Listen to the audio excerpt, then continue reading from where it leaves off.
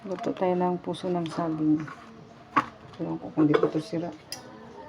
Ito lang natin.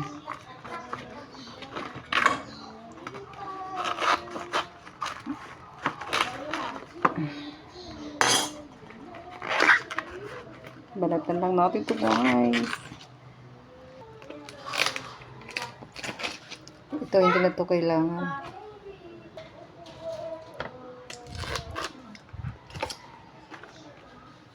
Wala, wala na itong matira nito. Pwede na ata ito siya. Ito yung isa. Bubulok na kasi ito kayo. Sayang. Ay, ano ba yun? Ang laki-laki. Mamaya, ano, naging maliit siya. Ito lang nakakalaki yung mga balat. Aray.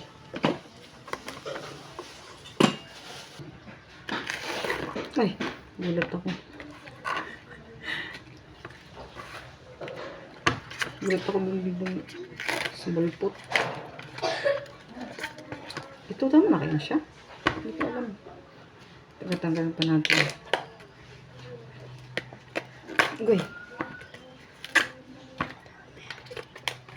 Okay na nga ito. Puti na siya eh. Last. Hindi ko alam ito gagawin. Basta. Tignan na yan mamaya. Abangan niyo pag maluto. Ito yung buo.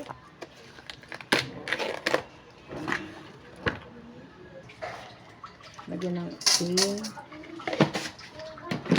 Lagyan ng suka. Ilagay ito. Ibabad para mawala yung dagta niya.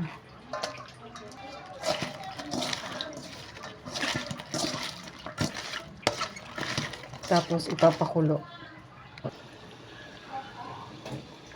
Kumulo na yung ano, puso ng saging. Ayan. Oh, yeah. Ito na yung pinakulo natin kanina. Kunti na lang siya. Lagyan natin siya ng sibuyas,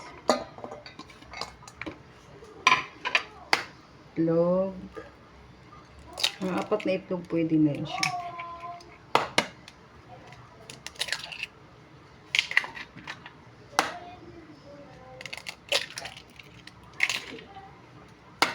Ay. Diba? Tapos lagyan natin siya ng... Ang gagagay. Ano ba to? Cornstarch. Cornstarch. Halo lang natin. Halo-haloin lang natin yan siya, guys.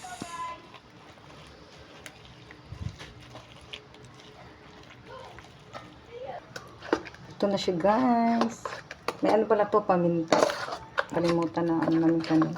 Paminta, tsaka yung mga pangpalasa. Kayo na bahala kung anong gusto nyo ilagay dyan. Taki po. Diba? Ganyan lang siya. Madali.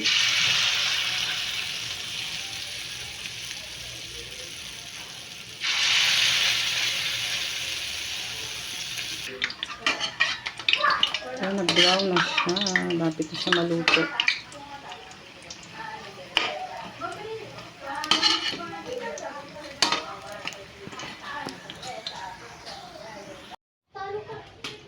Ayan po, luto na po yung ating patty.